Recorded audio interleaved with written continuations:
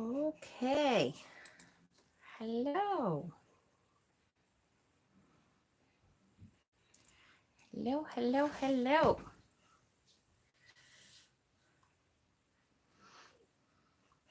Hopefully, now I'm waiting to see if it goes. Yay, onto here. Of course, I have to wait for a commercial. So I'm assuming it's on. Yay, it is. Okay. Hello. And say hello. All right. We have 9 of you, 12 of you here. Hi, Saturn Rain. Hi, Leanne. Jackie. Hello. You're feeling so sick you slept all day? Oh, no. I met a guy who makes movies last night, but unfortunately he's in New York. Yuck. You want to go back and do the COVID ritual, right? No kidding. Hi, Sherry Bug. Ugh. COVID, right? Hi, Jackie. All right. Well, hello. Hi, Stephen. Thomas, hi. Sorry, guys, I'm catching up. She's in the lobby getting popcorn. I know. What happened? I was all ready to go on, and then I clicked the X instead of minimize on the music that I had ready. And I was like, oh, shit. So now it's not completely ready, but it's mostly ready.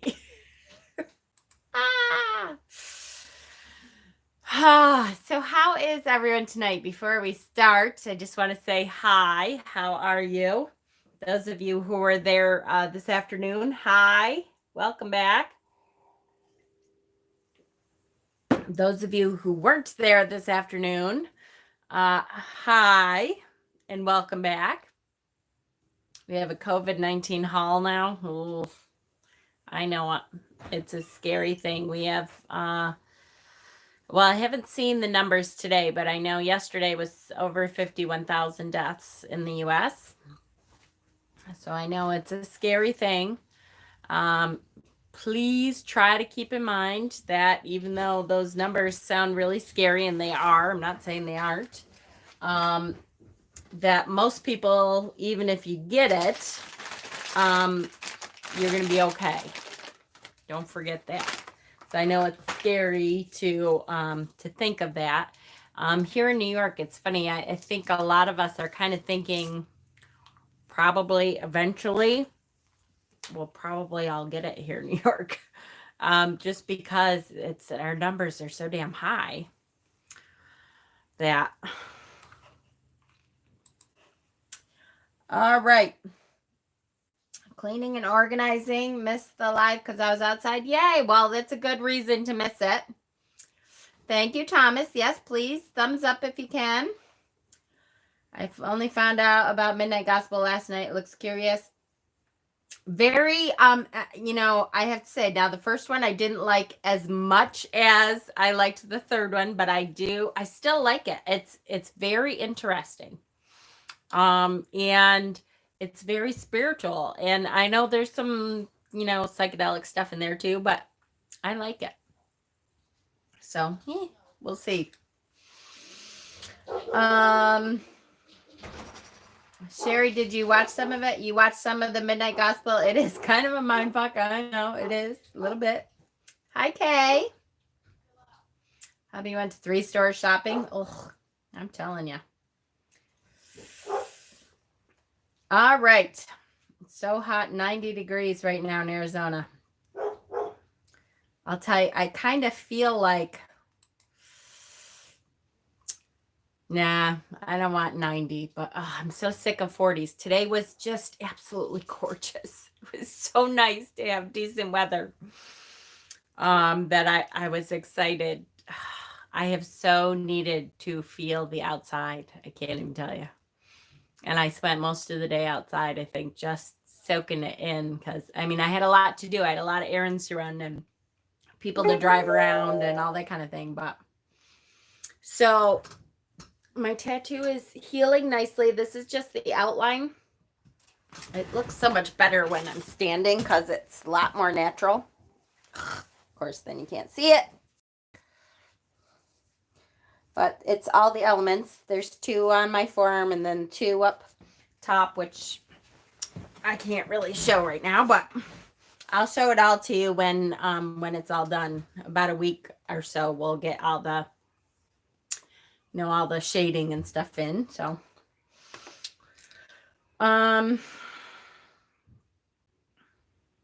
anyways, it is very. The guy I know who'd seen the Crowley one thought it was sort of a mindfuck. He wasn't sure who it was aimed at because it was a cartoon that seemed to go into some depth. Very deep. Very deep. Yes, my son PJ is doing the tattoos. He's a artist who does tattoos. So I love your blouse. Thank you. This is the one Dana got me. Isn't it cute? Okay, so ritual. I wanted to definitely touch on ritual before we were, done with the initiation classes, because ritual is such an important part of spiritual life, at least when you're a pagan. I think it's a very important part. I'm going to wash this really quickly because it looks kind of fuzzy to me. And I think it's important to know what ritual is for, why we do ritual, and some of the basics for what's involved in most rituals. Because there's a very specific reason for ritual. There's several specific reasons, but when you are involved in magic, MAGICK, if you spell it like I do, you don't have to. There is a quality that you want to protect about it.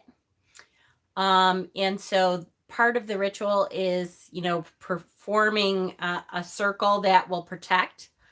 There is also let me get into it. Okay, so let's talk. First of all, we want to talk about, when do you do a ritual? I don't know. I know I usually don't. I try not to answer questions until the end, and we'll see. It depends on how in depth we get. Sacred space can be anywhere you choose it to be. You can do ritual from your chair at work. You can do ritual in a big circle outside. You can do ritual in your living room.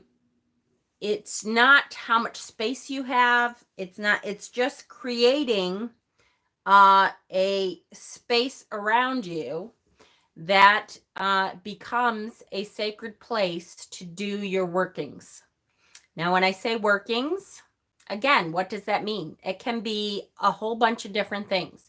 For me, I don't always do a whole ritual when I'm doing workings. I don't go into ritual when I create like a new oil. If I'm doing Beltane oil, because Beltane is next week now. I don't necessarily make do a whole ritual and cast a circle to do like a new oil. To me, that's a working, because I am creating an intention and I am adding something from the physical world to intensify that intention.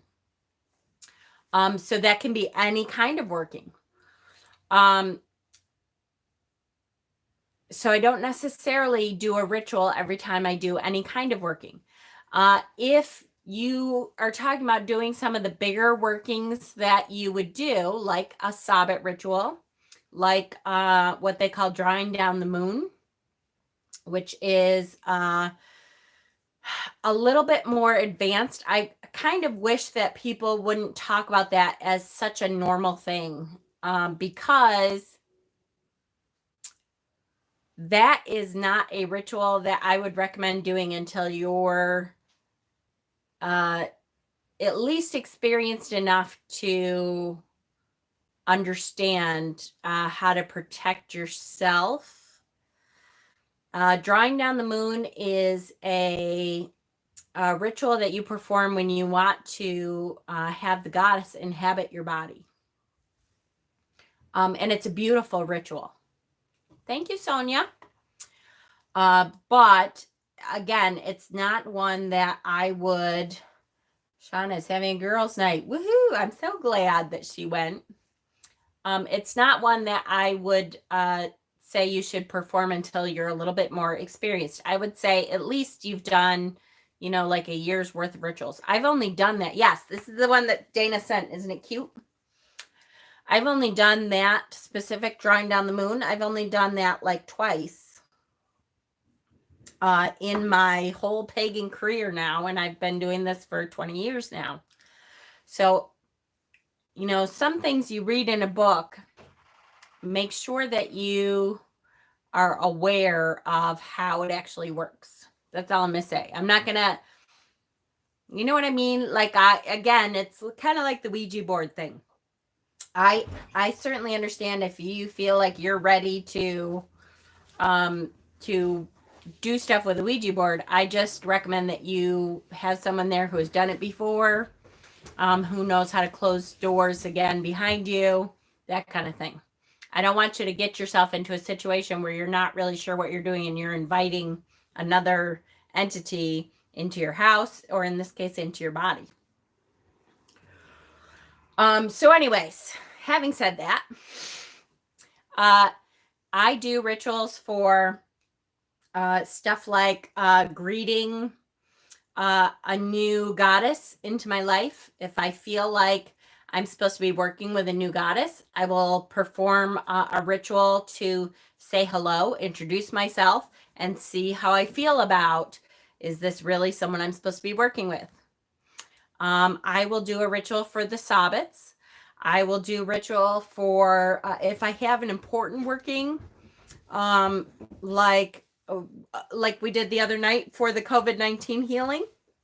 That's something that we wanted to do an actual ritual for. And that was, again, a special circumstances where we wanted to pull as much energy in as we could into that specific intention. Does that make sense? Does anybody have questions about what else you would do a ritual for? I had a dream yesterday that I could move stuff with the energy from my hands, but without touching the actual object. That's awesome. I love it. Yay. Welcome, Linda.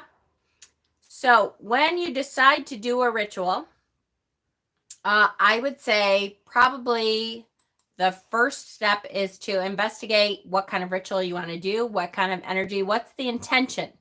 Because the intention is probably the most important thing into any working that you're going to be doing. So once you figure out that intention, now you're going to write your ritual or investigate rituals and take down the parts of the rituals that you find that that you feel connected to. So I would only do a ritual that doesn't involve others. Nope, that's not necessarily true. Do I do a ritual with every spell? I do not. Some of the spells that I have done like a lot and I'm fairly confident about it, and I don't feel like I need a space without that is outside of space or time. I don't do a ritual. If it's a new spell that I'm not really sure about it and I feel like I want to make sure I have all the help that I need, I will do a ritual. Sometimes it's not a long involved ritual either. Sometimes it's just a quick like circle casting, asking for help, doing the spell work that you're doing, and then releasing those that you've asked for help.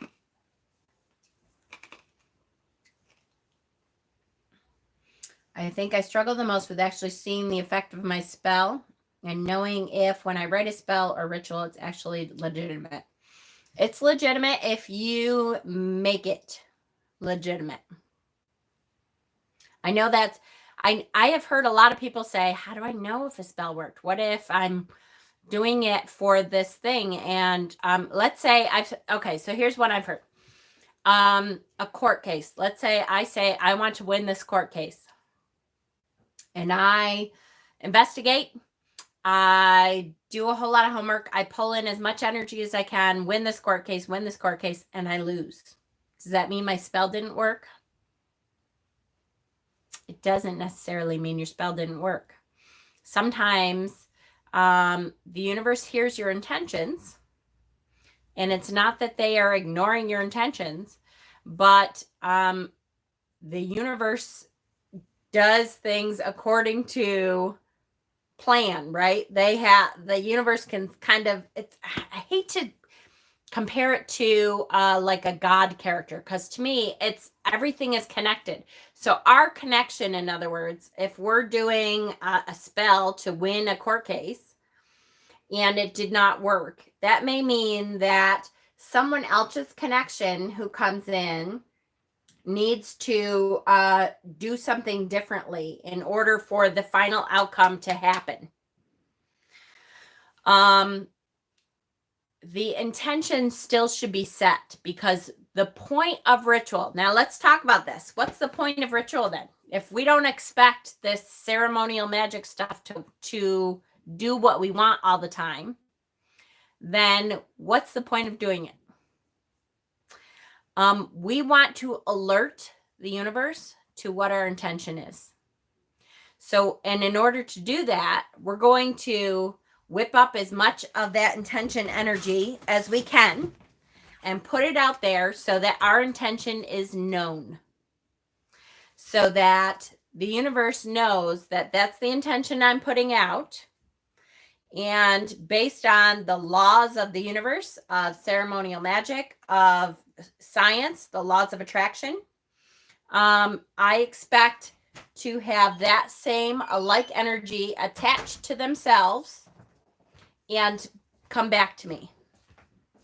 And so that can happen, and still can do that without the exact thing, like we want this specific thing.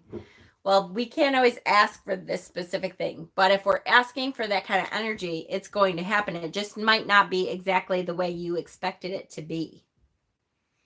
And now I'm way behind again. Sorry.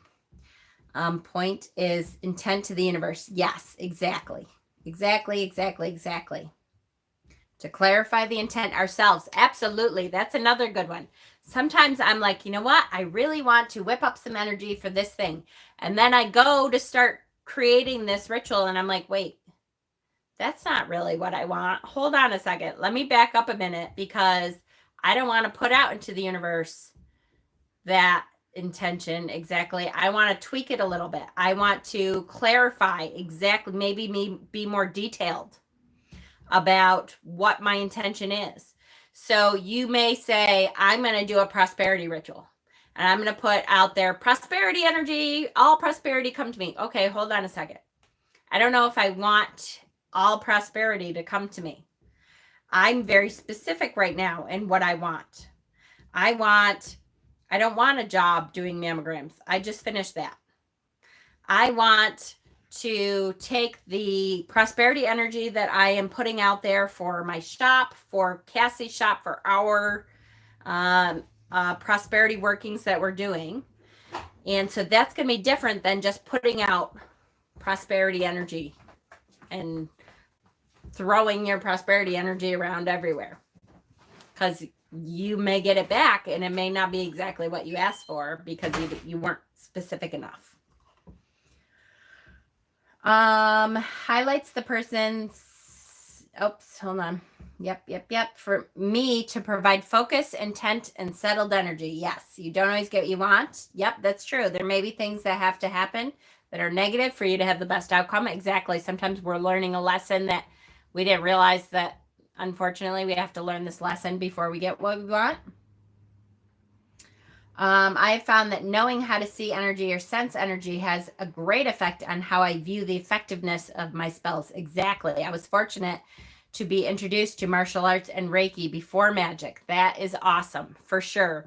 Because if you can feel that energy working and you can feel that you have intensified that energy, that you have intensified that intention, then it worked. Regardless of what the final outcome was, that energy was created, was intensified.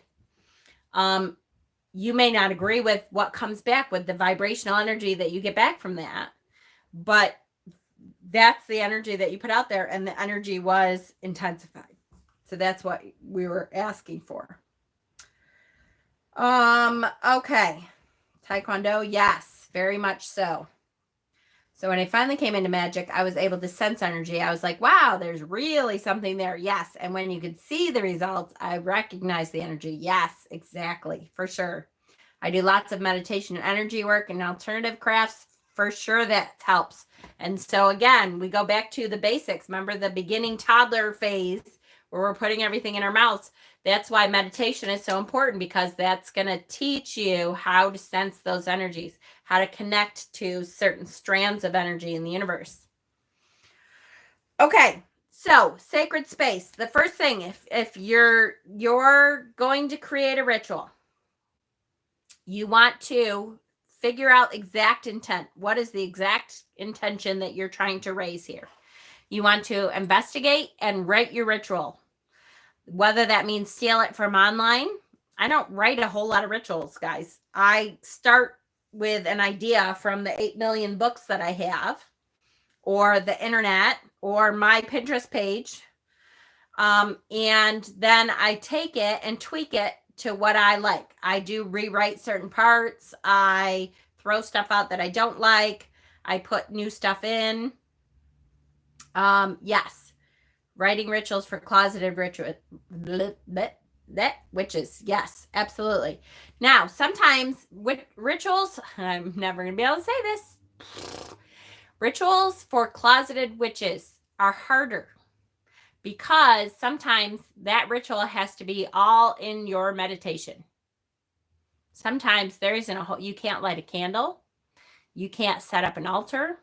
You can't. So that is an exercise in intensifying your energy through your meditation.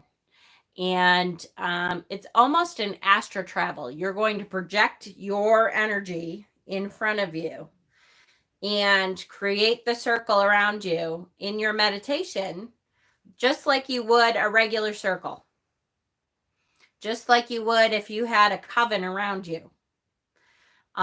You're projecting that energy and expecting that same energy is going to intensify. You can light the candle, light the blue candle, light the yellow candle, and you're doing all that in your head, and that's intensifying that energy. Same kind of thing. If you can't do it, out in the open, out where you are, you certainly, at least hopefully, should be able to meditate and do it. I really would love another video or class on meditation. Yes. I'm in the middle of writing now. I wrote last year. Here we go.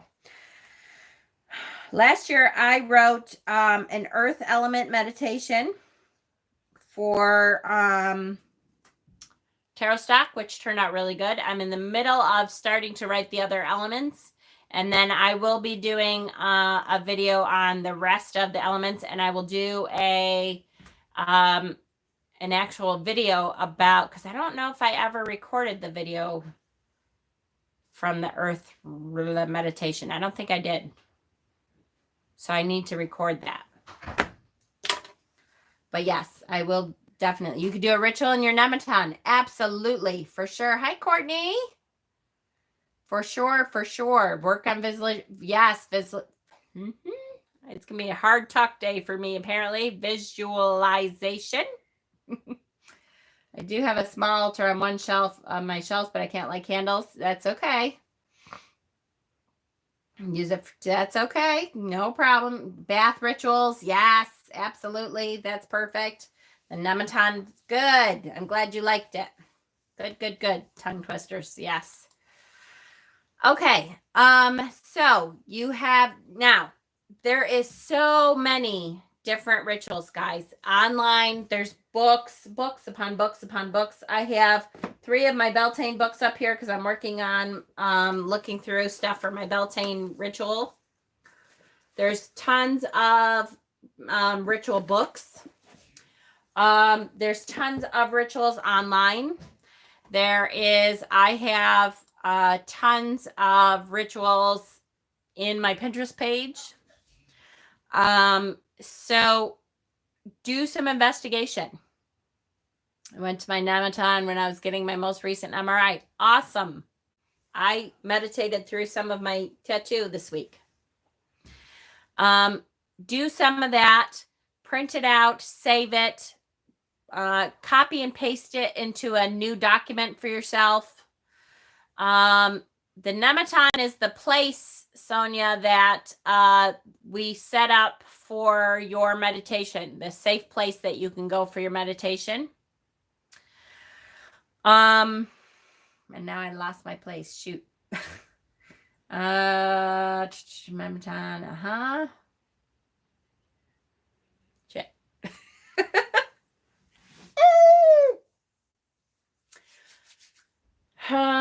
Okay, ritual, set it up. Totally lost it. Squirrel. Love that series of Sabbath books from Llewellyn. Which one now? Both of them are from Llewellyn. This one and this one. I actually like these ones better. I'll be honest with you. These are the older ones, and I actually like the older ones better. These ones are good. I'm not saying they're not good. I'm starting to get all of them finally. As the Sabbath comes up, I'm getting the newer ones. But I really like the old ones a lot. My tattoos are the elements. My son is doing the elements. This is just the outline, but we have water and fire, and then earth and air are up here. I can't really show them because it's a little bit. But there's air, and earth is way up there.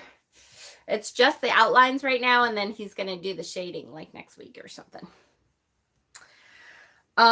Yes, so copy and paste, rewrite sections that you don't like.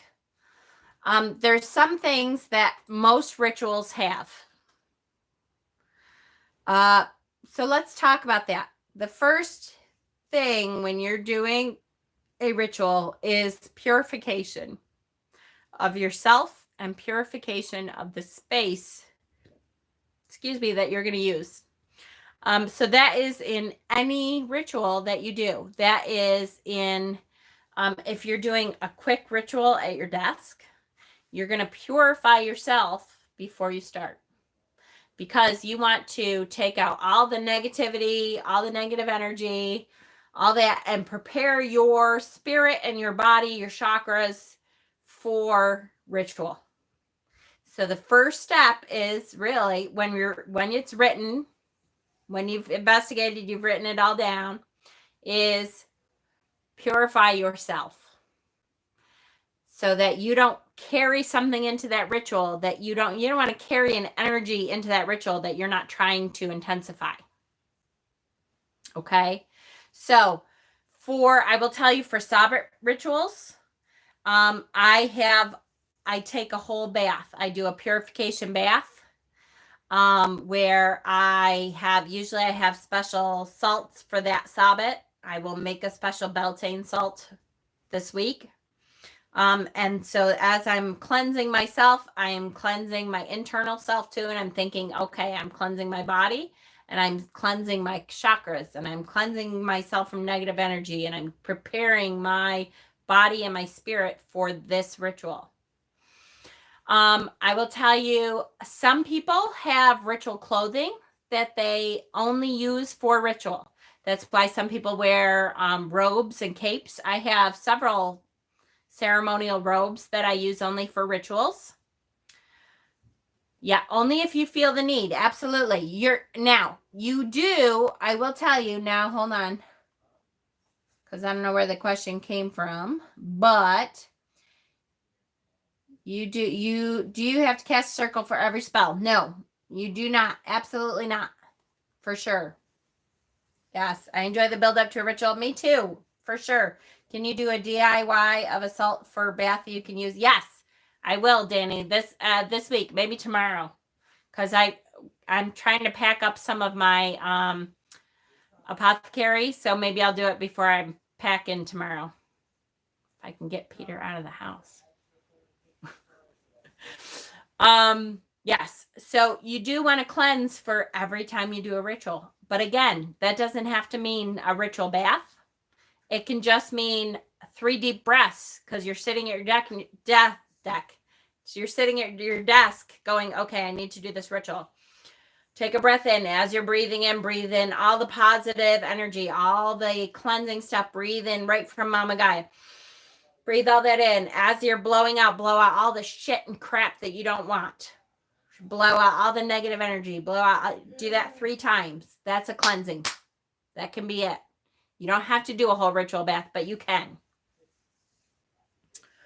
Tell him you need to run to town for a few hours. I know, right? My package with your oils is on the way. Yay! Are you moving house? I believe so, Leanne. We haven't totally pinned it down, but because Cassie's store where I'm going to be working is so far, it's over an hour away, a little bit over an hour away. So, and I'm not a big one to drive an hour to go to work. That's kind of, I really am not, I don't love to drive. I used to when I was younger, but now I'm like, nope, want to be there. It's a big waste of my time. So, I believe Peter and I are going to be moving closer. So cleansing.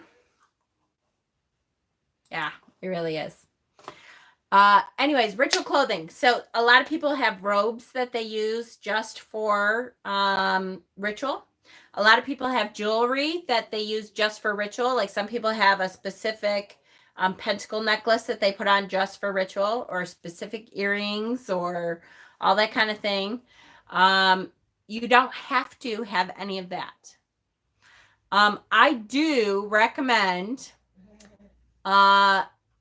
doing something, having a robe, having a t-shirt, even a t-shirt that you dedicate to your practice, that when you put this t-shirt on, that's a signal to the universe. It's like another intention setting thing. It's a signal to the universe. Oh, I'm about to do some magical working, so pay attention. We're doing this thing. I do recommend that. I have, that's why I have robes, because I don't always want to worry about what I have on underneath. I have robes that I can wear in the summertime that are really light, and I have really heavy robes for the winter too. You don't have to, though.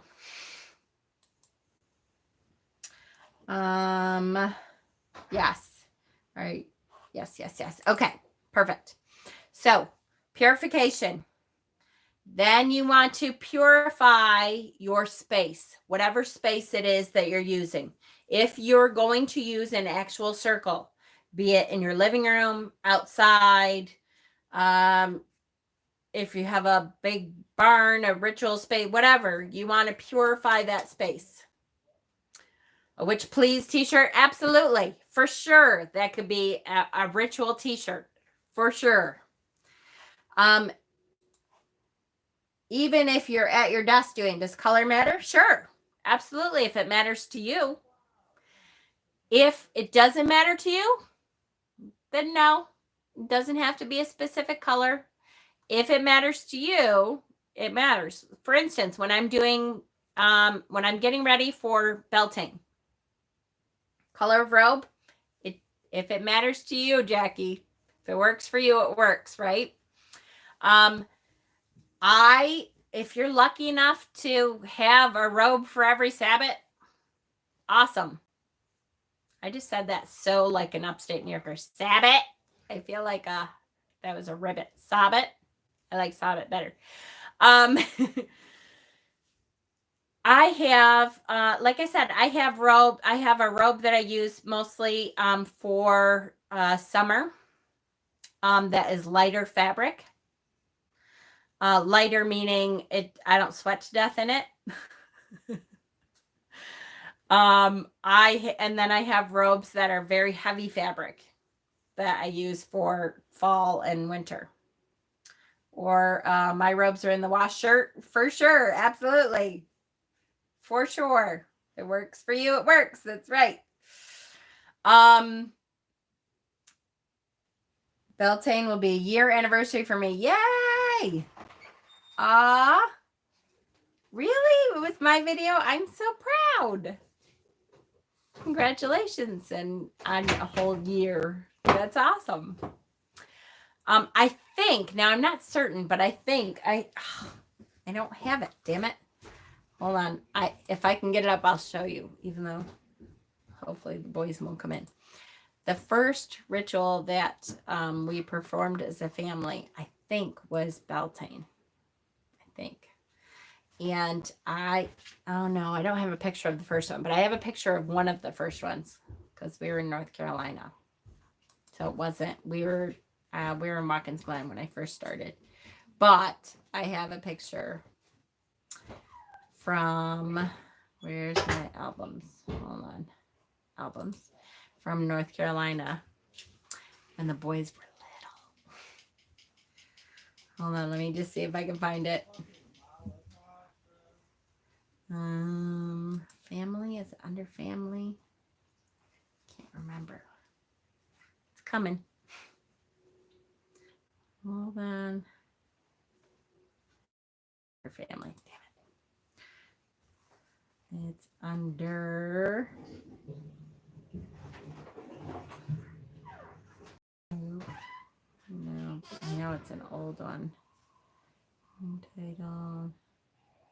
September 3rd. Boys football.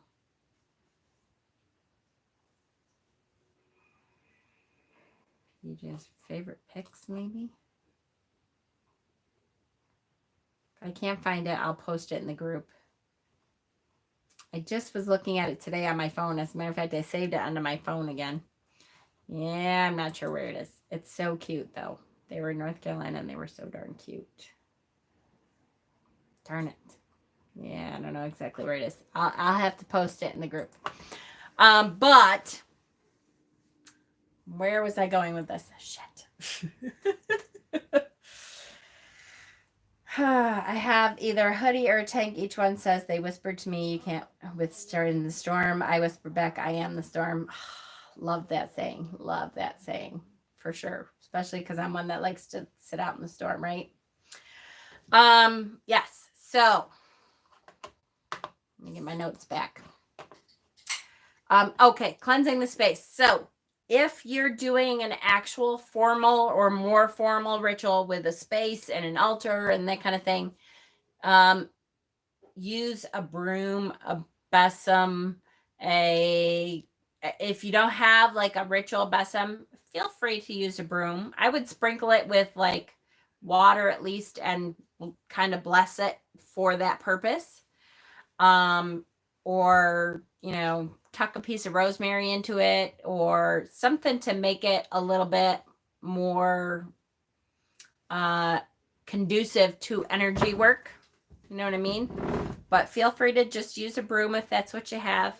And just as you're cleansing that space, you're wiping that energy down. Now, do you have to do this 2 seconds before ritual? No, I usually do it that morning. I will do this part of it. I will go out to the circle and cleanse the circle with the besom.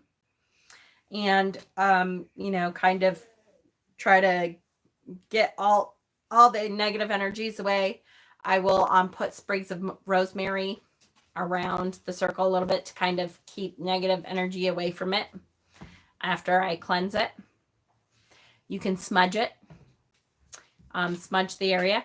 If you're sitting at your desk and you have your chair, it depends on what element you are. Try to use your element if you can. Now, we haven't really talked about, we did talk about elements, but we didn't talk about how to figure out what element you are, did we? Yes, we did. A little bit. I think we did.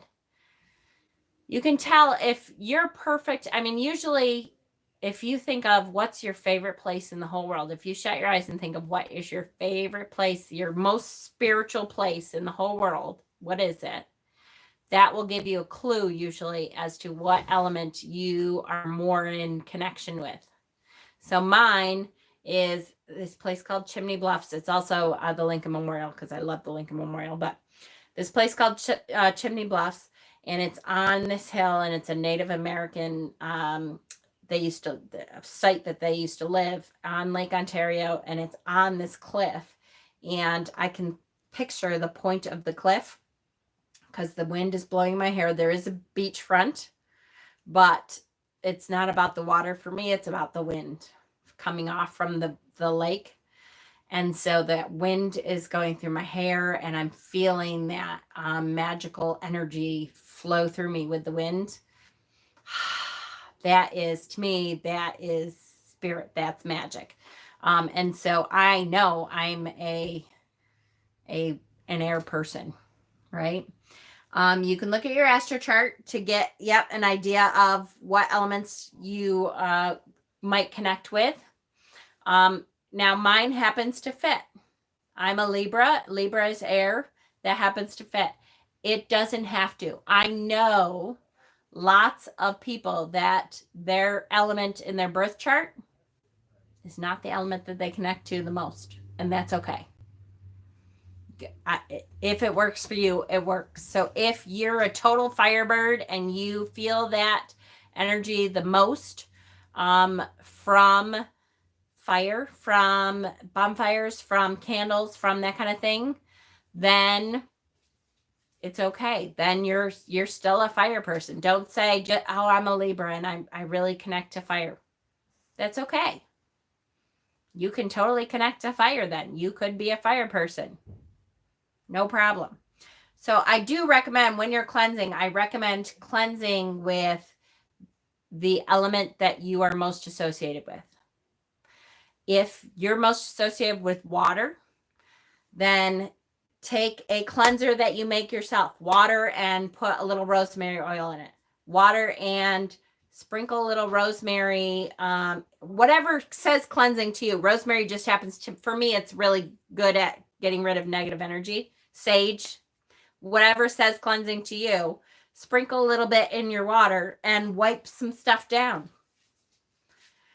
If it's outside and you have, you're doing ritual at 6 o'clock at night, feel free to sprinkle some water around. If it's fire, take a candle around and tell that candle to burn away any negative energy. If it's earth, bless some earth and sprinkle extra earth or move the earth around. That's why the besom is good for a lot of them, because it can move the earth around. It can move air around. You can sprinkle water, cleansing water on the end of the besom and sprinkle that water around. I don't recommend it with fire, but same deal.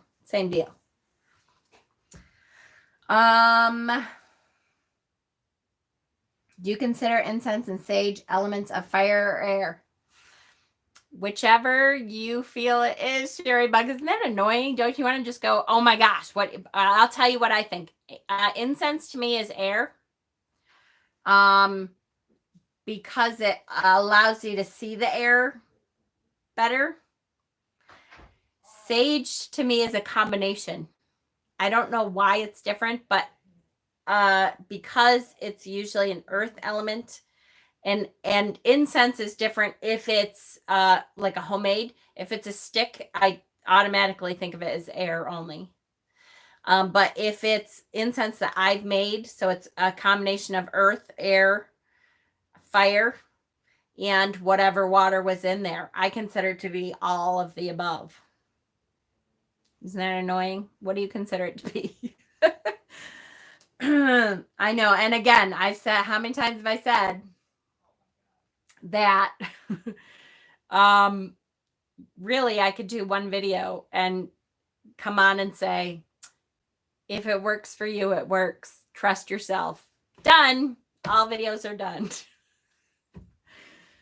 I know people ask me stuff and I know they get annoyed with me. There's a couple people right now in particular that I have stopped asking me things because I'm like, I don't know. Does that feel like that to you? And they're like, tangent question. What do you do if you have an element that just doesn't work for you? Do you avoid it or try more to work with it? Ooh, that's a good question. That's a very good question. I personally, a little of both. I know I have no water in my entire birth chart. Zero water in my entire birth chart. Now, I love water. I swim very well. I like water. I like the beach, although I'm not crazy about, I think the sun part of the beach is what I don't like because I'm, hello, look at me. I'm like clear. I'm not even white. I'm clear. And if I sit out on the beach for more than 10 minutes, all of a sudden I'm lobster. But I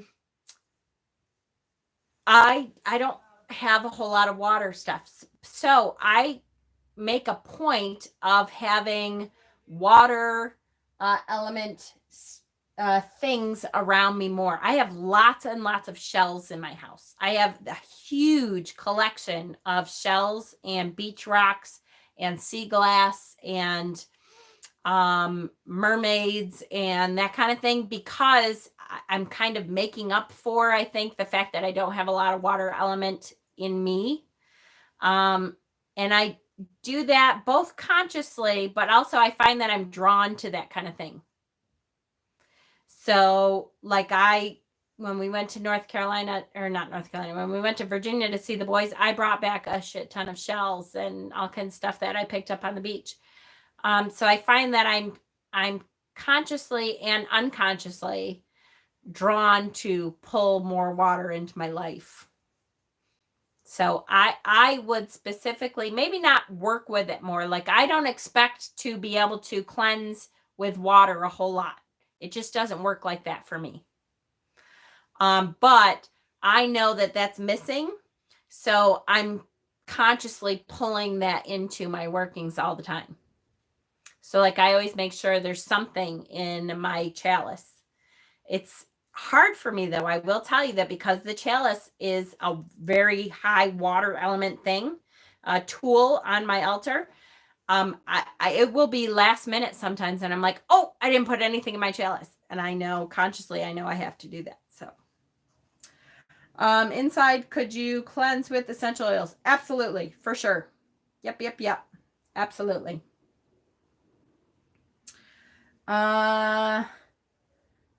Forest magic is incredible. Perfect. Yes.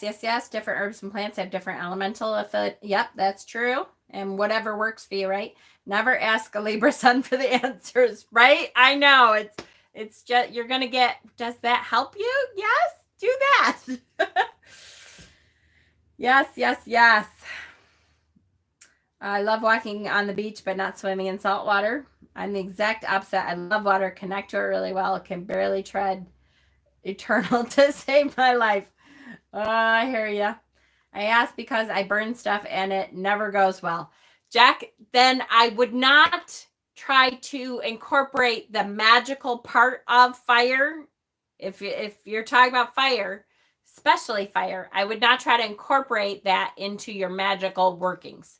Like I would still have a candle there, but I would not say for this spell, I'm going to burn a piece of paper that has my intention on it and watch it go up in flames. I would not do that. I would say I'm going to, I'm going to make a salt dough star, write my intention on the salt dough star and dump it into the creek near my home. Or I'm going to crumble it up and fling it into the air, or I'm going to bury it. Do something else that will make that working your working and not necessarily fire. What? I'm missing questions. Sorry, guys. What the hell is the matter with me that I can't type correctly? I don't know. Rowena, I'll tell you, I have fat fingers and I'm constantly typing wrong stuff. I only noticed recently every home had water nearby. I've always been a fire person. Fire calms me. I can easily fall into a trance with fire. Awesome. I respect Fire Witch of the Dismal Swamp, but I'm not drawn to work with it unless I feel it's needed, right? Once we are initiated, we'll be hoarding peanuts, right? Pisces, Libra. 0 in the earth chart. I find that I subconsciously surround myself with earth. See, there you go. Because it's like it's missing for you. You feel like you're trying to fill that hole.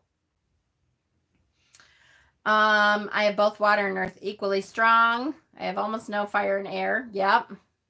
What are your opinions on the difference between magic and witchcraft?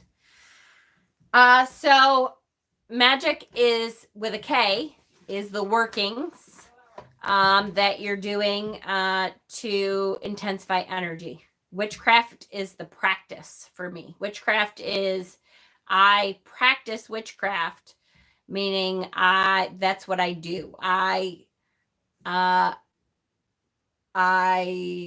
get up in the morning and I cleanse myself with meditation. And then as I'm making my tea, I'm putting magic intention into my tea. And then does that make sense? So the craft itself is like the practice of what I do. And magic is the element, is the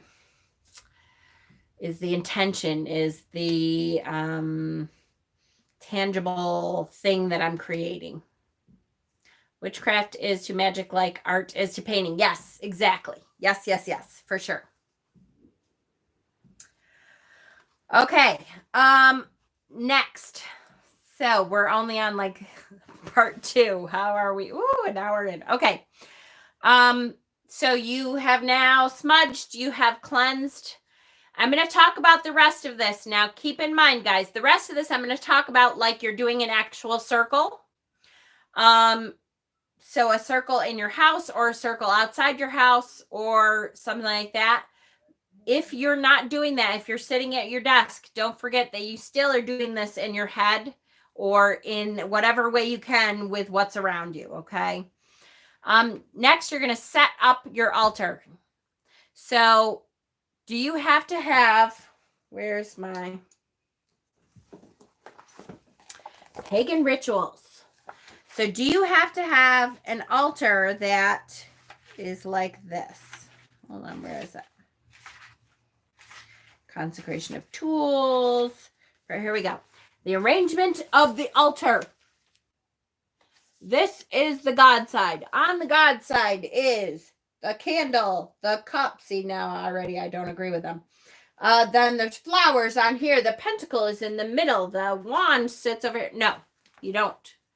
You can have all of that stuff on your altar. You can have some of it and you can have none of it. You can have an acorn and or nothing. But if you're going to have an altar and you want to represent stuff on your altar that has to do with your ritual and with your beliefs, here's what I recommend.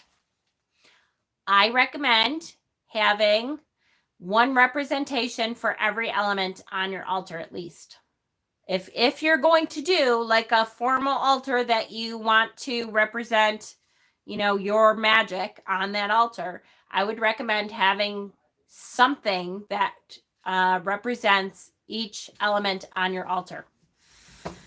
That can be as easy as a shot glass with water in it, another shot glass with a candle in it, another shot glass with some earth in it, and an empty shot glass that has air in it.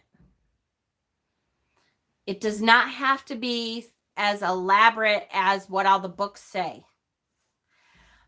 It can be. It doesn't have to be. Keep that in mind. If it works for you, it works. I always kind of look and make sure, or a rock or absolutely. I have, sometimes I have not wanted to, it's hard to find my hurricane lamps, which is if you're doing outside rituals, I will tell you it's hard to keep candles lit outside when you're doing outside rituals because the wind blows. When you're outside, that's what happens. So I have hurricane lamps for my candles. Sometimes I can't find them, or I don't feel like digging them out, or I don't feel like dealing with them or whatever, in which case I will have lava rocks like that you can get from the garden section. They have lava rocks at the garden section that you can use like in your planting, or in your landscaping work and that kind of thing. Get a little thing of lava rocks. There you go, fire. You don't have to light anything necessarily if you can't. If you're outside, if you're inside and you can't, really easy. Did I miss anything? Could you use an image or a card? Yes. Yes, absolutely, Whale Song. That gives you a peaceful image of fire. Yes, for sure. Yes, yes, yes. I light candles and such. I'm the same. I think because my son and I were in a cottage fire, I'm less drawn to practicing on a large scale. I hear that. Absolutely, Kay. And again, get a little lava rock. Get something that reminds you of fire. You don't have to light the candle to have it be a representation of fire at all. Get a draw a fire element triangle on a piece of paper. I don't. I have my little ritual candles. I have drawn the elements on like the triangles on one of each, and then I put my candles in there. I don't have to light them. And then if you practice with deity, so with a god and a goddess, or a goddess only, or a god only, I would have some representation of them on the altar. That does not mean you need to spend money on a statue at all. That could be a gold candle for the god, a silver candle for the goddess. That could be a special glass that you really like, has a picture of a gorgeous tree that to you says Mother Gaia. That could be a picture of a goddess that you printed out that you liked. That can be an acorn that you picked up that you're like, oh, this reminds me of the god for some reason. Cool. I would recommend, if you're working with deity, having some kind of representation on your altar of deity. Yes, Pat found my images. Yes, yes, yes, I know. Thank you, Pat. He, what did you put them on candles, right, Pat? And I was like, oh, I love those. Can you email me them, please? Because I want tattoos of those. Yes.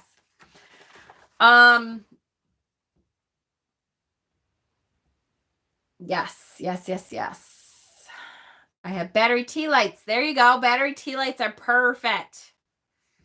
Yes. I use pictures hung on the wall that represent elements above their nightstand. Yes. Or a table for an altar. Exactly. That's okay. Sherry Bug, that is fine. Yep. Very freeform. Altars can be very freeform. They don't have to have any of these elements at all. Or they can have all of them. They don't have to have anything, though. Just to you, what is sacred to you. Okay, so then you set up your altar. Keep in mind that you're going to look at what kind of ritual you're doing. So some rituals you've chosen. If you've written out a Sabbat ritual for Beltane, for instance, and it requires you to have honey wine or mead and honey cake, then you're going to need some kind of offering dish for the honey cake and the wine. So just keep in mind, whatever you're doing the ritual about, that you will need that stuff on your altar.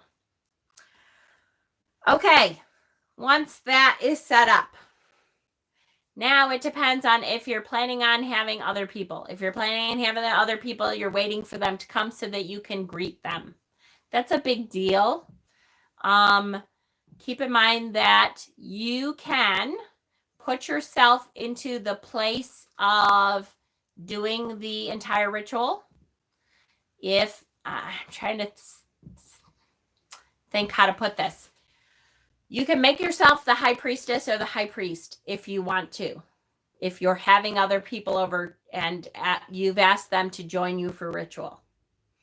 You can also email them the ritual and say, hey, we're going to kind of split this up. I will have copies for you.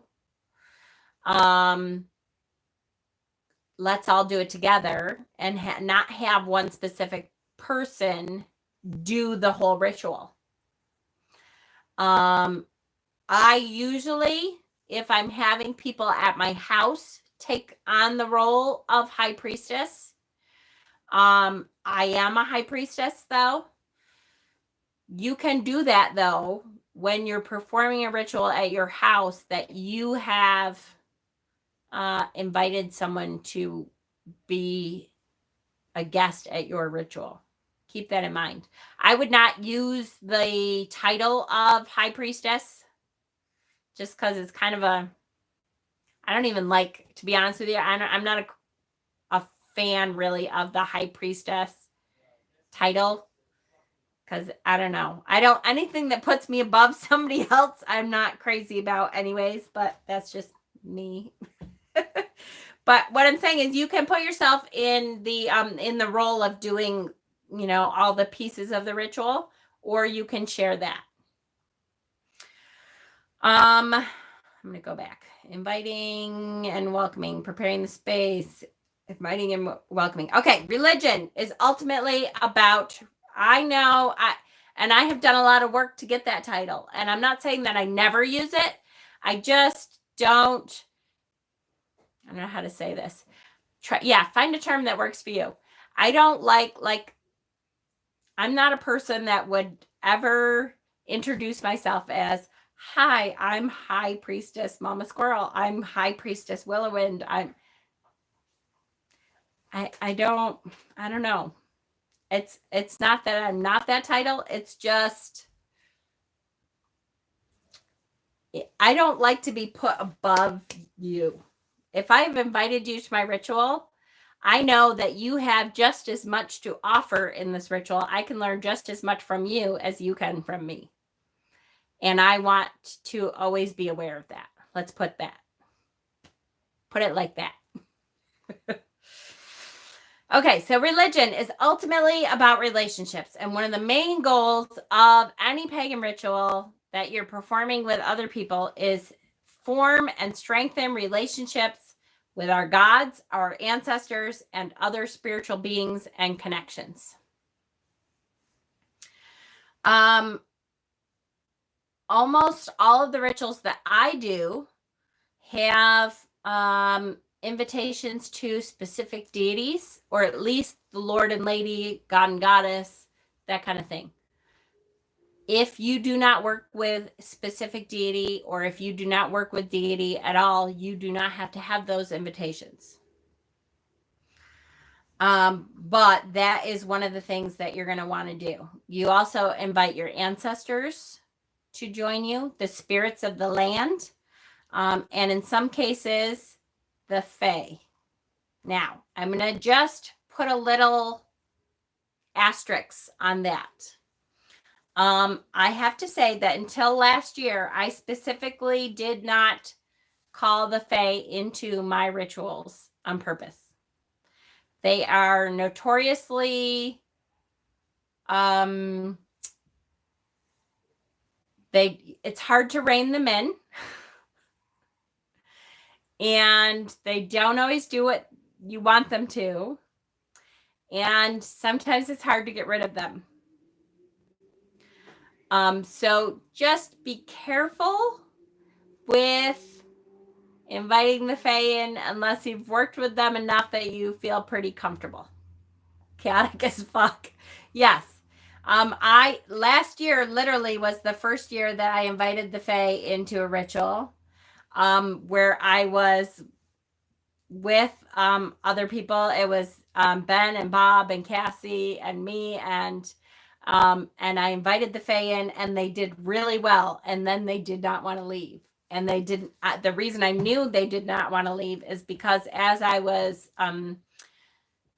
releasing the elements, I could not put out the candles. Like I could not put out the candles. I like 3 out of the 4 elements. I like could not. It took me several tries for 3 out of the 4 elements to put out those candles. One, I actually had to dump water onto the candle because it didn't matter how many times I tried to snuff it out, it was not going to go. So be aware that they are notoriously, let's just say, difficult to work with. Now, for Beltane, I invite the Fae after ritual. I have a special offering to the Fae every single Beltane. I'll try to post some of my Beltane offering to the Fae after ritual, Beltane night. So the night before May 1st, I always leave an offering for the Fae. Always. But I do not always invite them into ritual, just because they're kind of a pain in the ass. Okay. Am I way behind?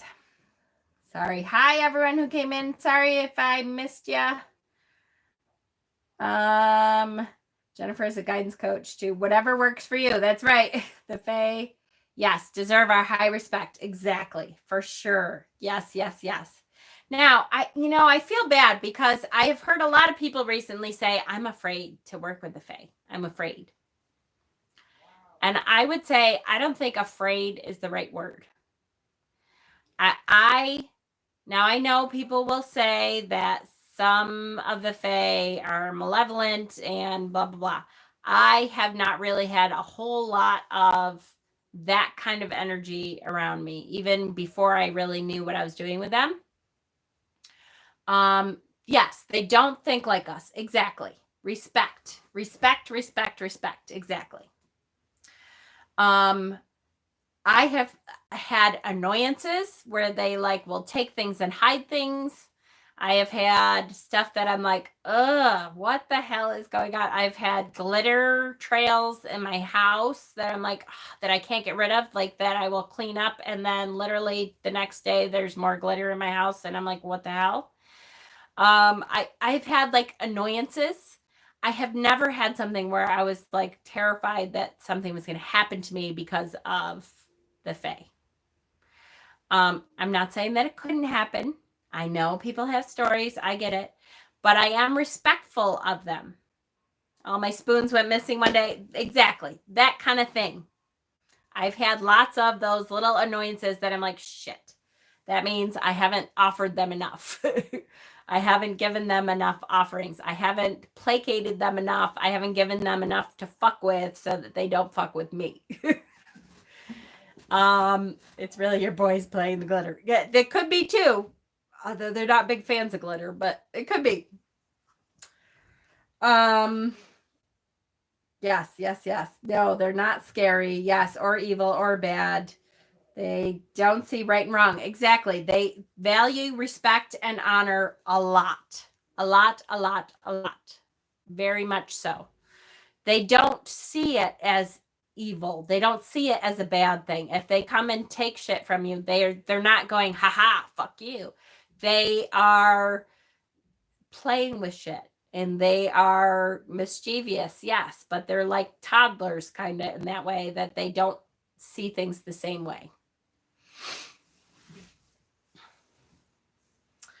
So tell us what and when to put out our offerings. I put out my offering the night before May 1st. So when I do Sabbath rituals, keep in mind, I was taught that the Sabbath starts at dusk the night before the Sabbath. So Beltane is May 1st. So I was taught the night before May 1st is when I do my ritual. And then when my ritual is over and I put stuff away, I will put them, I will put an offering out. Usually for Beltane specifically, I put out honey milk. I put fresh honey into some kind of fresh milk. Sometimes I've gotten goat milk, sometimes, but you don't have to do that. Keep in mind, they like sweet milk though. And honey cakes. The honey is a big deal for them. They like them a lot. So, do I put the offering in their playground? No. I actually, the Fae offering for Beltane, I actually bring right outside. And actually, I put it under my mother. I have a grandfather and a grandmother maple tree. And I put it under my mother maple tree. And I make a little Fae mound. And I leave it out there for them. They like shiny stuff. They like sweet. So for Beltane specifically, like I will leave out if I love when not that I love when I lose an earring, but you know how sometimes you're at work and you come home and you're like, shit, you lost an earring. The other one I will save as an offering to the Fae, and I will put extra beads on it. I will dip it in glitter. I will something, and then I hang it on their altar thing that I use for their offerings.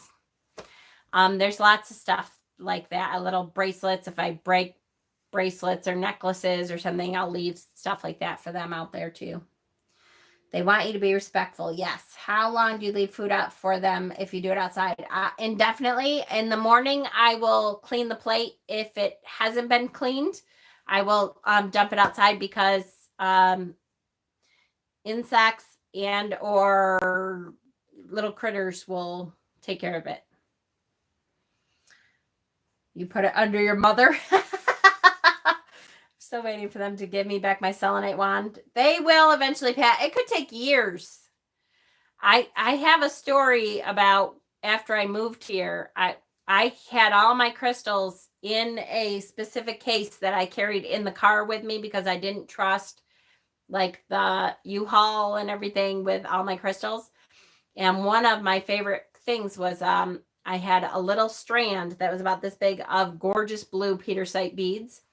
And it disappeared when we moved here and I couldn't find it. And I think it was last year or the year before that. So it was like 5 years and I could not find it. I knew exactly where I had it, all that kind of stuff. I was going through my apothecary shelves, some of my old jars and stuff. And there was a rosemary jar that said homemade rosemary or something from North Carolina. And I opened it up and there was a little bit of rosemary at the bottom. And I went to dump it out. My petersite beads were inside. I never put them in there. Not a chance. I know exactly where they were. But they were there. So, just all of a sudden we'll turn up.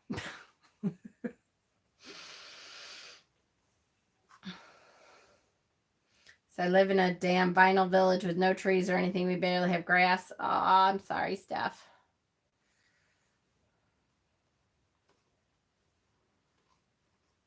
I found my ukulele pick yesterday after months. There you go. Steph, is there like a community garden someplace or anything? I recently found a rose quartz that went missing 18 months ago. See? Just all of a sudden. Now, I still am hoping that my rhodochrosite Scully is because the Fae is having fun with her someplace. I have a feeling that my brother-in-law stole it, but I'm still hoping it could turn up. Yes, they definitely hid them from me. Yes, yes, yes. Okay. Oh, shit. It's over an hour, and I'm so far from done. We haven't even cast the circle yet. Shit. I talk too much, you guys. Okay. Fitting and welcoming. Yep.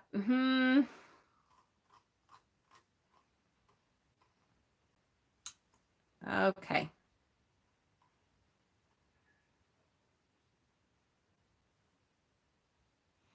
Checking in. What did we just talk about? All right. Cleansing and purifying. All right. Then some people do like an opening bell. And this is, I have a big bell that's on my front door.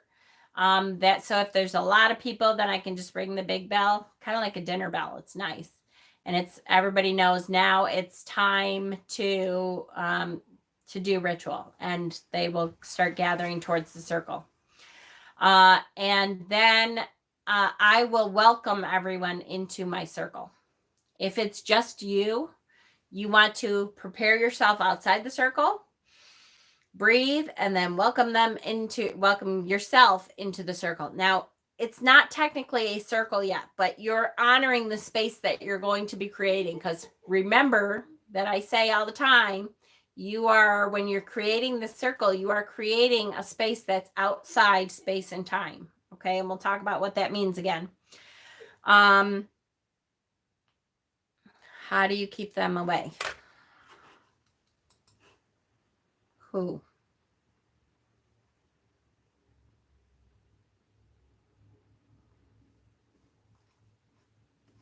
How do you keep who away, honey?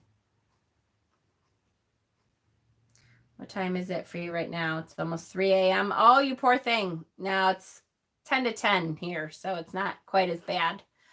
But I'm sorry, because I know that means it's almost 3 a.m. for poor Steven too. Sorry.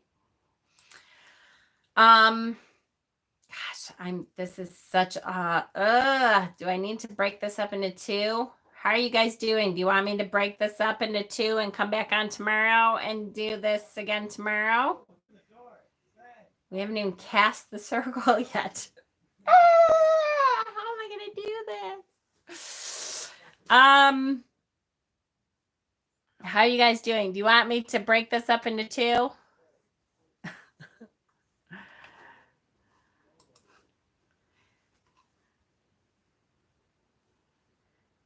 I'm good. Keep going. Okay. All right. Okay. So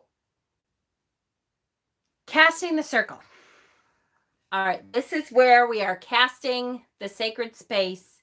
We are creating the space. When I talk about, I'm sure, hopefully you've heard me talk before about when you are casting a circle, you are creating a space that is outside of space and time. Okay. What does that mean? First of all, we are creating, when I say a circle, it's a sphere. Okay. And I think I've talked about this. This was in my Beginner Witch series. I think I got this far anyways. We are taking our wand, our finger, our athame, whatever you use to direct energy. And you are walking a circle, or if it's just you and you're doing it at your desk, you can do it with your finger, guys.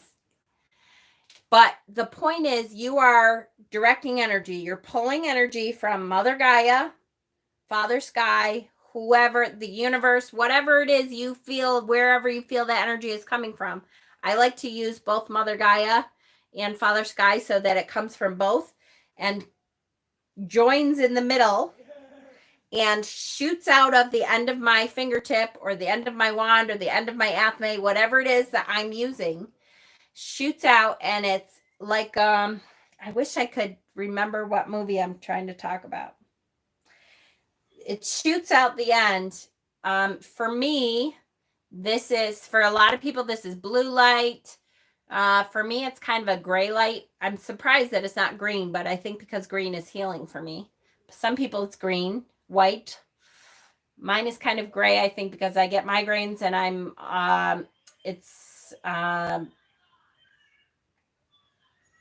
light.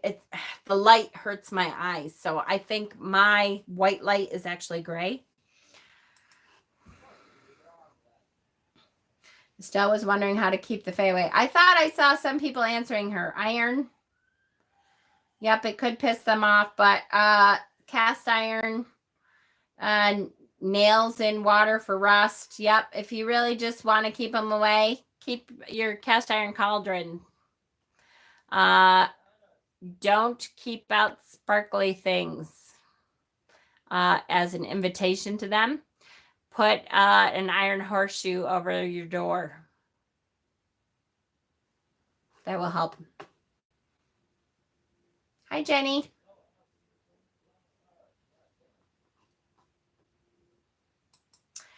Yes. So, where am I?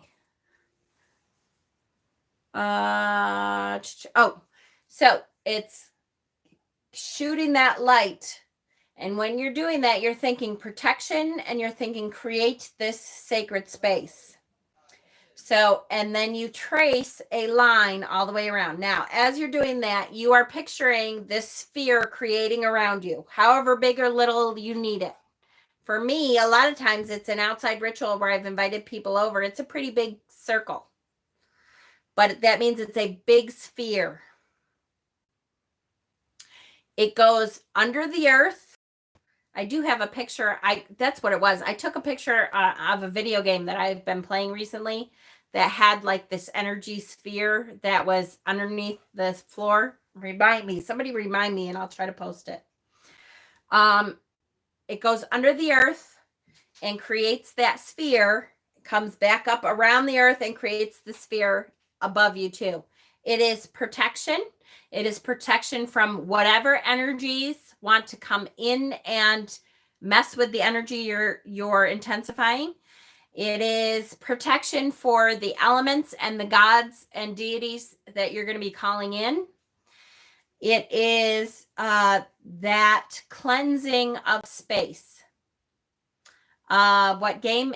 I've been playing Mass Effect, and it's actually the bad guys. There's like robot things. Can't remember what they're called now. They're IR robots, Remnant. And they create a shield thing that is a sphere all the way around them that you have to get through before you can go through. And I took a picture of it because I was like, oh, that's like circle. My husband loves Mass Effect. There you go. Yes. So you are creating this circle. You know exactly what I mean. Perfect. I'm still going to post the picture. You're creating this circle. As you're doing that, you are protecting, you are creating a sacred space. Now, if you're doing this with more than just yourself, be careful if you're invited to a ritual. Hi, Jenny. Okay, I hear you. No problem. Catch up later. If you're, what am I saying? If you're invited someplace else, be careful that you don't walk through someone else's circle. A lot of people, once they create the circle, once they have invited you into the space, they create the circle around you, they will tell you that you have got to open a door to get through, or they will tell you that the priestess has to cut a door. And they literally will come over and cut a door before you're allowed to walk through. It's considered rude for you to walk through someone else's circle that they created. I'm a person that I don't know if I think I'm more powerful, which you guys know I don't. I just don't think that my circle is weak enough that if you walk through it, it suddenly disappears. I don't know. I don't see the energy that way. I don't see it as a literal barrier that, once you broke through it, that's it. Now it won't work anymore. I don't see it that way. Some people do, though. So be aware of that. That there are people that will want you to cut a door through before you actually go through their circle. So if you're invited someplace, just be aware of what their rules are. I wouldn't walk through it without knowing if you're allowed to do that or not.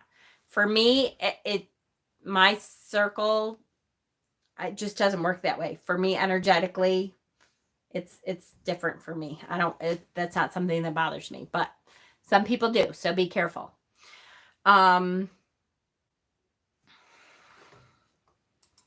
I miss it? Did I miss something? You missed my comment, but you could film your videos without a live to actually finish them. And then you can go live after to answer all the questions, right? I know.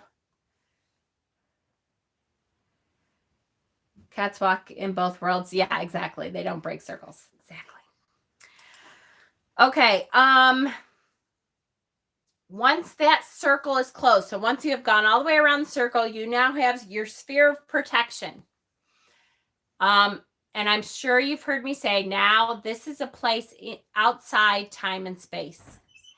That means that time and space, this is a place within a place, a time within a time, a place without a place, a time without a time. So that means that the rules that bind us to this earth, to this plane, no longer apply. That means that you are in a plane all its own. The energy that you are creating there doesn't belong to this earth, doesn't belong to the plane that we're in, doesn't belong to the and I do ritual on my channel. If you Yes, it is, MA, absolutely, because I do it on my channel all the time when I do ritual. And I will say, if you watch this afterwards and you want to join your energy in afterwards, I feel it already now because it's outside of time and space. So this circle already knows that at some point in the future time on this earth plane, you watched that video and added your energy. So I already got that. I already received that energy that you added. Your energy is already here. I would try to imagine the energy falling back into place like a waterfall. Exactly. It was create distance, does not dilute our power. Exactly. So that also means that I am not in New York anymore. I am in circle. I am wherever this energy needs it to be in order to intensify it to the greatest amount. Okay, does that make sense? Do you understand what I'm saying? I know for some people, it's like when you get it, I was it Estelle, I think, that got it this week. It was like, oh my gosh, I just got that when you said it. Yes, get rid of distractions, turn off phones. Absolutely. We can be a coven as strong as if we were all face to face. Absolutely. For sure. Does that make sense to you? Yes, hopefully. Good, good, good. Okay, so the circle is cast. Okay, and that's how you cast it. You literally walk around with you pointing your finger, imagining that energy shooting out of the end of your finger, out of the end of your wand, and creating the sphere. And then I usually say the circle is cast so that we know, okay, now we are protected. We are in this space. Okay. From there, if you're doing a formal ritual, you will call in the quarters. And it's called calling in the quarters because there's 4 elements. So we are calling in the 4 elements on the earth to help us with our ritual. We want all of the energies that exist on the earth energies, air energies, water energies, fire energies, to help us with this ritual, to join us, to add their energies to the intentions that we are setting in this ritual. So that can be as easy as thinking in your mind, if you don't want to do some big formal thing, earth, air, fire, and water, please come and join me in the circle. Done. Or it can be as formal as I call to the guardians of the watchtowers of the West, powers of water, of lakes, of streams, of rain, of undines, of mermaids.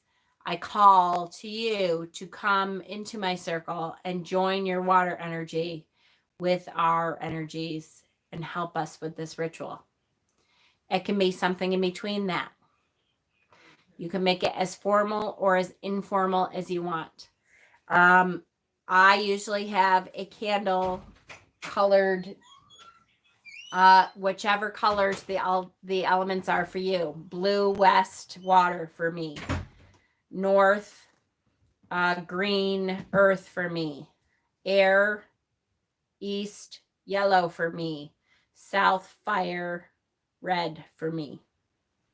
Okay. And then as I'm calling in the quarters, I will light that colored candle. And for me, that's just another symbol, not only for me, but for the universe. I'm calling in this element. Some people invoke the gods and goddesses before the elements. To me, I always feel like I want the elements in here first, and then I will invoke the god and goddess deity. That's just how I feel. Either way, whatever works for you. So that's what you do. You call in the quarters. If you need examples of calling in the quarters, there are a trillion examples. There's a trillion. There's lots of, look at the casting of the great circle. There's lots of little sayings that you can do to cast the circle. Closed may this circle be under the protection of Blodwyd, for all who are within shall be between the worlds of God and men. That's the casting of the circle. Did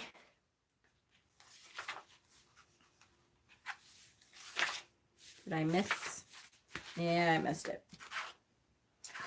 The element callings, if you look up calling the quarters, there is a million different ways to call the quarters.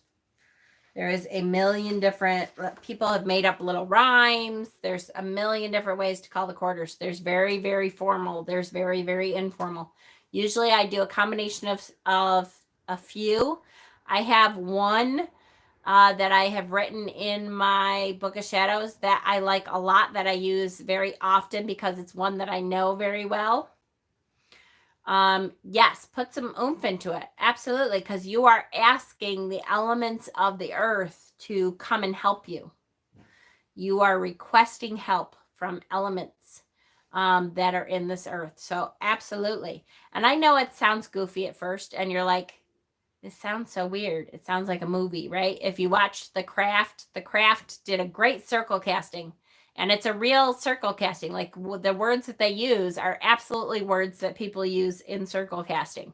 The Craft movie has a great circle casting. So if you want to see one, that looks very much like casting a circle, theirs is pretty good. Many people here invoke their ancestors. Call on the ancestors of your blood. So your parents, grandparents, going back to the dawn of time, and your ancestors of spirit, the founders of your traditions and your belief systems, and the ancients who inspired them.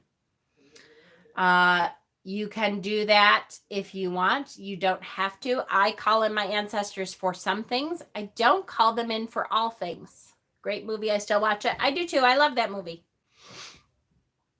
And then invoking deity. So you also are going to ask your deity to come and help you. Now, I call in different deities depending on the Sabbath. You've never seen The Craft? It's a good movie it's a little, like all movies that are about witches and magic, it goes a little out there sometimes, but it's okay. I actually like those movies. So when you're invoking the gods, you're asking them to join your circle. Now, with gods, it's different. Many people will demand the elements come and help their circle.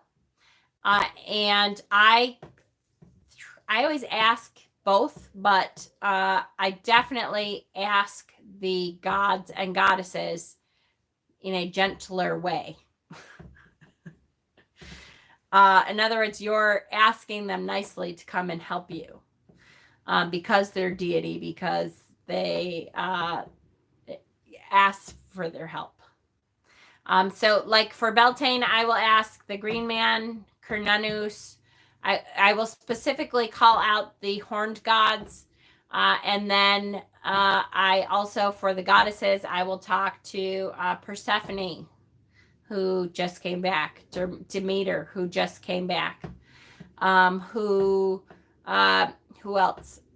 There's a lot of, springtime kind of goddesses. Aphrodite. A lot of people work with Aphrodite for Beltane. So, or you can just call in the Lord and Lady or the God and Goddess. You don't have to, Mother Gaia and Father Sky. You don't have to name specific gods. You're asking for their help there.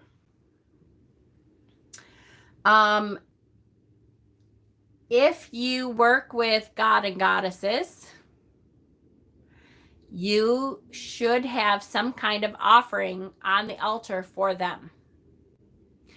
Most often, this is your cakes and ale. So you will hear pagans talk about we're doing cakes and ale. And so it's different for every Sabbath. For Beltane, a lot of people will have mead and honey cakes. Usually it's some kind of bread or starch and some kind of wine or beer or grape juice. Or I'm not a big alcohol person, but I have cider or grape juice or something like that. Something that goes with the ritual that you're doing. Loved the music too. Yes, we should have a witchy movie watch party. Yeah, definitely. Hell yeah. Wicker Man. I loved the older one was better as far as I'm concerned, but the newer one was okay too. But the older one was more pagan, I think.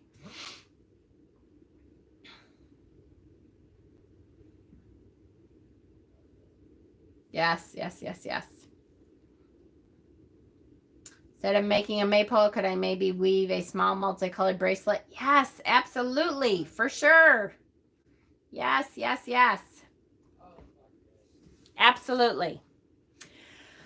Okay, I have to admit, I'm starting to get tired and we have a lot more to go. I have, because we haven't talked about the music for ritual, which there are so many forms of music. We haven't talked about the chants. We haven't talked about the actual, like now we've cast the circle. We haven't even talked about, the actual parts of the actual ritual. And it's an hour and 37 minutes. Woo! I'm such a talker. Why I thought I could get this into one. Obviously, I would.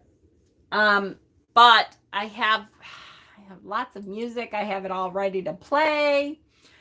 So there's all kind. I may start posting some ritual music in our group. I think I said that before. But there is lots of ritual music out there, and I use ritual music a lot in my rituals because I love ritual music. I'm going to have to guide you back on track for the next class. I know, right? There's so much ritual music out there, I can't even tell you. Some of my favorites are just chants. That there's a lot of different chants out there for different aspects of the ritual. Do you have a playlist? Yes, although there's so many different. I have different playlists, Sabbath playlists, on my personal channel. The fire, the water, return. earth, the air, the fire, the water, return, return, return, return.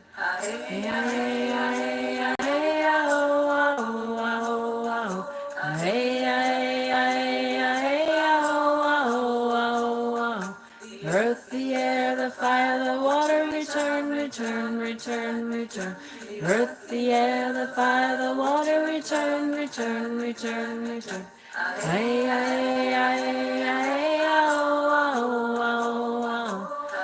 Okay, so very often ritual music is very simple. It's very chanty. It's meant to put you into a meditative state to think about. I do not own the rights to this music. That's right. It's meant to put you into a chant state so that you're not thinking about the music, you're thinking about the intention that the music provides. So for that specifically, that is the elements. That is one of my favorite. I love chanting. One of my favorite parts of Tarot Stock last year was our drum circle. I brought my drum out. I brought out I have tons of musical instruments, but we worked with my shamanic drum, and we sat out with the fire for hours and did chants and pagan songs. That's like one of my favorite times. And it just brings you to the honor of the earth and the air and the fire and the water. As a matter of fact, when I was getting my tattoo, I made sure it had to be in that order because I was singing it the whole time. So I'm like, PJ, the earth, the air, the fire, the water. That's how it has to go. It can't go in any other direction. It has to go the earth, the air, the fire, the water. So that's why it is. There's chance to close the circle. There's chance to open the circle again. See if I can get it going. Come on. We'll do. I do not own the rights of any of this music.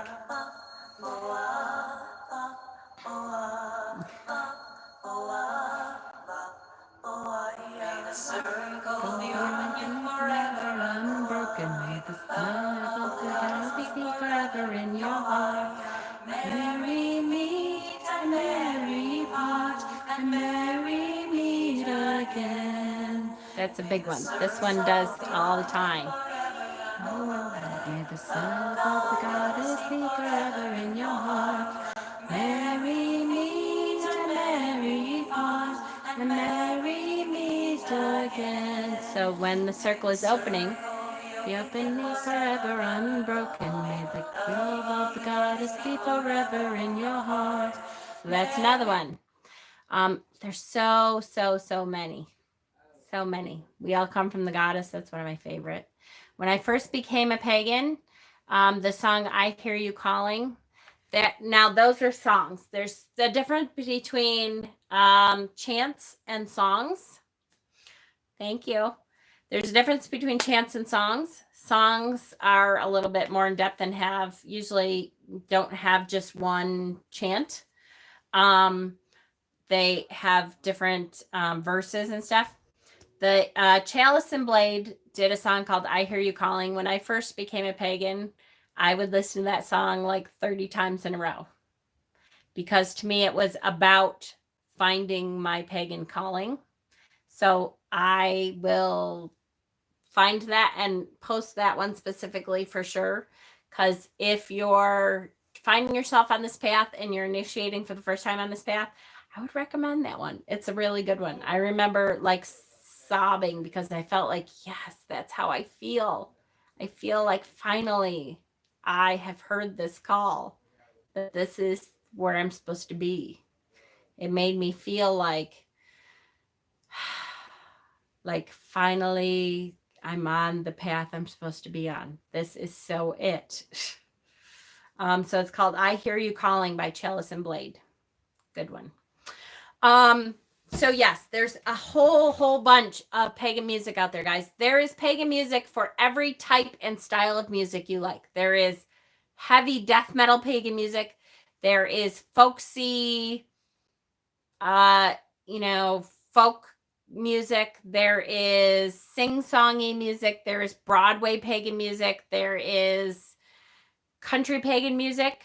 There is there's everything in between. Everything in between. There is if you know Damn the Bard. Damn the Bard has been doing live broadcasts with the shutdown that like recently. I think just yesterday they did their recent one. Thank you, Leanne. You're incredible. Damn the Bard has been doing live broadcasts of their music from their home. With the shutdown that is going on, I think just yesterday or last night they did one, or the night before maybe, I can't remember now. But at least once a week they've been doing it, and I love Damn the Bard. They are awesome. They're kind of folksy, rocky. I love them.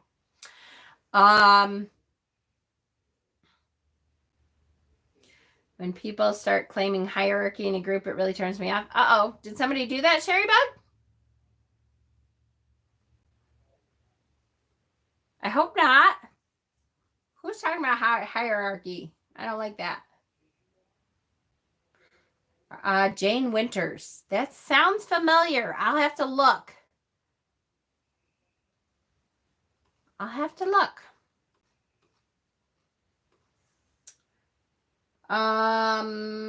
Lots of classical music. Yes. Absolutely, Emma. Lots of great classical music for that. Piano. There's lots of, like, I love the wood flute. Oh, I love wood flute. And that is some great, like, nature-based, you can feel the forest in the wood flute music. Native American wood flute music. I love that.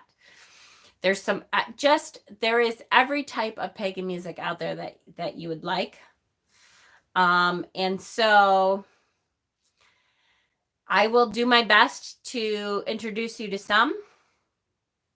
And to some of the ones that you may hear if you find a coven or if you are following a coven. I'll do my best to give you some of the chants that a lot of covens use. And we'll go from there. Okay. I'm so tired all of a sudden.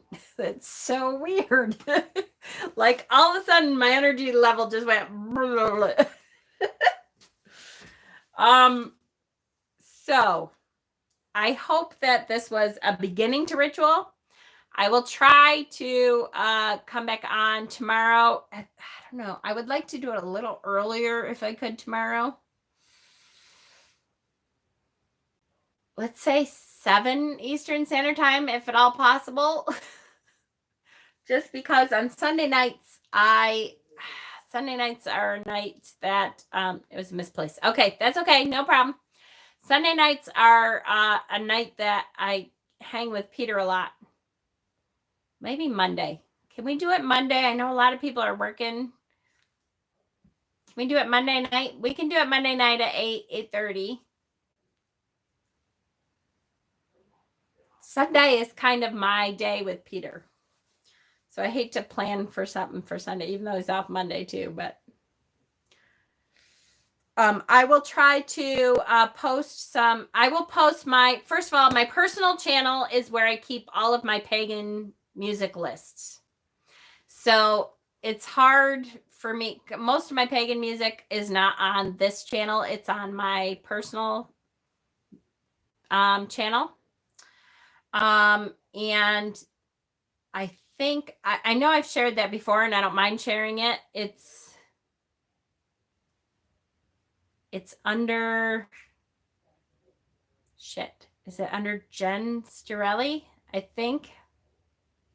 If you search it, it might be under Jen Stirelli. I think. Because it's under that Google name. So it's Jen Stirelli at Gmail. It's under my email name.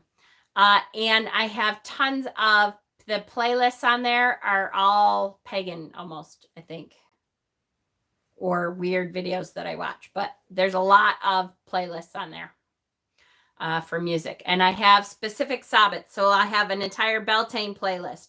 I have an entire Lunasa playlist. I have, yes, it is on YouTube under Jen Starelli at gmail.com. That channel is just my personal channel that I don't really upload stuff on there. There's a couple videos on there that I think I accidentally loaded up onto there. But yeah, that's where I keep all my music and stuff. Okay. Click the like button if you can, if you have not. Thank you for being here tonight. I will do my best to get the rest of this into one class. And I will see you next time. Now, tomorrow, I may be on tomorrow during the afternoon because I need to do a Beltane video. I meant to incorporate it into tonight, but that was silly of me. But we need to talk about Beltane. Okay? All right. I love you guys so very much. Thank you so much for joining. And I will talk to you next time.